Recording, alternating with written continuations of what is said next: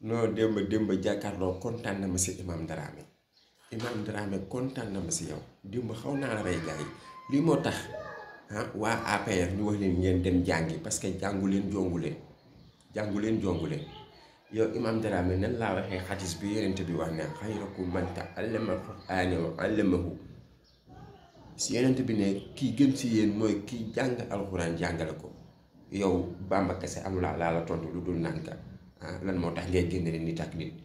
da ngeen bëgg wax ñii ñoo gën ñi loolu yonent bi moo ko wax yonent bi moo ne kii gën si yéen mooy kii jàng alxuraan ba pare jàngale ko ba pare nag ma doole la si suñu borom si alxuraan mu ngi wax naan inna ja'alnaakum shu'uban wa qabaa'ila li ta'aarafu inna akramakum indallahi ashqaakum suñu borom nee ne maa leen binde def leen ay xeet ngir ngeen xamante waaye nag kii gën si yéen mooy kii gën a ragal yàlla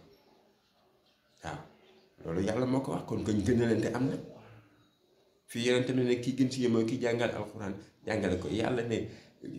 xeet yi ngeen xam man mii leen binde def leen ay xeet pour ngeen xamante waaye nag ba benn xeet jàppana maa gën xeet bii différence bi li ngeen war a teg foofu mooy kii gën a ragal yàlla rek moo gën ñun de loolu lañ wax kese Pastef Yewwi Askan Wi ay tam ñoo fa nekk dañuy cuune ba tax ne fi maa jeexale man ne leen wax ne leen gën a continuer diaboliser Ousmane Sonko ñi ñu gën ko bëgg ok